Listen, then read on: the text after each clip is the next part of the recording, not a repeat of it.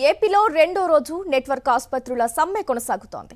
కూటమి ప్రభుత్వం 2700 కోట్లు బకాయిలు పెండింగ్ పెట్టడంతో నిన్నటి నుంచి ఆరోగ్యశ్రీ సేవలు పూర్తిగా నిలిపివేశాయి నెట్వర్క్ ఆసుపత్రులు. 6 నెలల్లో రెండోసారి సమ్మె బాట పట్టారు.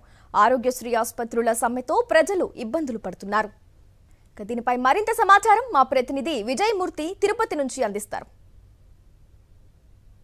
ఆంధ్రప్రదేశ్ రాష్ట్ర వ్యాప్తంగా ఈ రోజు కూటమి ప్రభుత్వం అధికారంలోకి వచ్చిన తర్వాత నుంచి ఆరోగ్యశ్రీ పట్ల పూర్తి స్థాయిలో నిర్లక్ష్యంగా ప్రదర్శిస్తూనే ఉంది. ఈ యొక్క పెండింగ్ లో ఉన్నటువంటి ఆసుపత్రుల్లో ఏదైతే ఆరోగ్యశ్రీ నెట్వర్క్ హాస్పిటల్ విషయంలో 7,200 కోట్ల రూపాయలు బకాయిలు ఉండడంతో వాటన్నింటినీ కూడా తిరిగి చెల్లించేంత వరకు ఆరోగ్య సేవలు బంద్ చేస్తున్నామంటూ ప్రకటించిన నేపథ్యంలో రెండో రోజు కూడా ఆంధ్రప్రదేశ్ రాష్ట్ర వ్యాప్తంగా ఆరోగ్యశ్రీ సేవలు నెట్వర్క్ హాస్పిటల్స్ అన్ని నిలిపివేశాయి. ప్రస్తుతం మనం చూస్తూ ఉన్నాం చాలా ఖాళీగా ఏదైతే తిరుపతి నగరంలో ఉన్నటువంటి తిరుపతి జిల్లా వ్యాప్తంగా 38 ఆరోగ్యశ్రీ నెట్వర్క్ హాస్పిటల్ పనిచేస్తున్నాయి. ప్రస్తుతం మనం చూస్తున్నటువంటి సురక్ష హాస్పిటల్ తిరుపతిలో ప్రస్తుతం మనం చూస్తున్నాం. ఈ యొక్క నిన్నటి నుంచి కూడా సేవలు నిలిపివేయడంతో ఈ యొక్క బెడ్స్ అన్ని కూడా ఖాళీగా ఉంటున్నటువంటి పరిస్థితి కనిపిస్తుంది. అంతకు ముందు ఏదైతే ఆరోగ్యశ్రీ కింద ఇన్ పేషెంట్ గా ఉన్నటువంటి వాళ్ళనైతే మనం చూస్తూ ఉన్నాం. వీరికి సేవలు అయితే ప్రస్తుతం కొనసాగిస్తున్నటువంటి పరిస్థితి కనిపిస్తుంది. సురక్ష హాస్పిటల్ ఎండీ గారు మనకు అందుబాటులో ఉన్నారు. Doctor Hem Kumar sir, overall గా చూస్తుంటే మీ ప్రధానమైన డిమాండ్స్ ఏంటి సార్?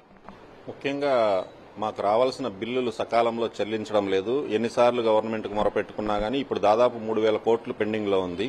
అందులో ఫైనల్ అప్రూవల్ అయిపోయిన కనీసం 700 కోట్లను రిలీజ్ చేస్తే మేము సేవలు అందిస్తామని చెప్పడం జరిగింది. అయినా దానికి కూడా ప్రభుత్వం సుముఖంగా లేదు. ఆ ఒక్కటే కాకుండా మాకు ఈ ప్యాకేజెస్ ఏవైతే ఉన్నాయో గత 10 సంవత్సరాల ముందు ఏ ప్యాకేజెస్ ఇస్తున్నారో అదే ప్యాకేజెస్ ఇస్తున్నారు. ఇప్పుడు మనం చూసుకుంటే గత 10 సంవత్సరాల నుంచి కరెంటు ఛార్జీలు దాదాపు 100 రెట్లు పెరిగాయి.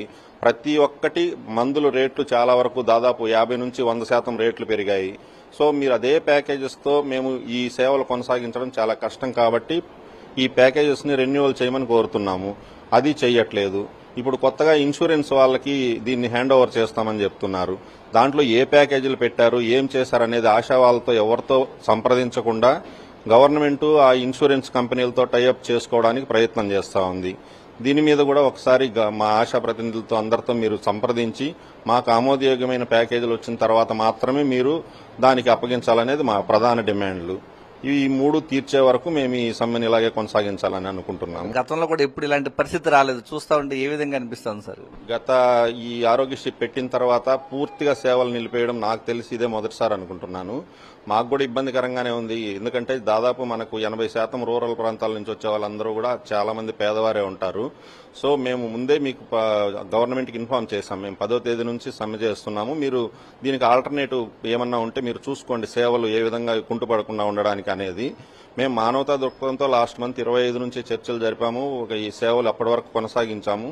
10 నుంచి మేము సమ్మె చేస్తామన్నా గానీ వాళ్ళలో ఎలాంటి చలనము లేదు ఇప్పటికి కూడా. ప్రధానంగా ప్రభుత్వం పేద రోగుల పట్ల, పేదవారి పట్ల ఈ యొక్క కూటమి ప్రభుత్వం అధికారంలోకి వచ్చిన తర్వాత ఎంత నిర్లక్ష్యంగా ఉంది. వైద్య రంగంలో ఇప్పటి వరకు ఆరోగ్యశ్రీ విషయంలో ఎలాంటి పరిస్థితులు ఎప్పుడు రానటువంటి పరిస్థితులు, సాధారణంగా కింది స్థాయిలో పేద వర్గాలకు సంబంధించినటువంటి ప్రజలకు కార్పొరేట్ వైద్యాన్ని అందించినటువంటి ఆరోగ్యశ్రీ ఈ రోజు కూటమి ప్రభుత్వం పాలనలో తీవ్ర ఇబ్బందులు పడుతున్నటువంటి పరిస్థితులు పేద రోగులు పడుతున్నారు. ఇప్పటికైనా ప్రభుత్వం స్పందించాలని చెప్పేసి ప్రతి ఒక్కరు కూడా కోరుకుంటున్నారు.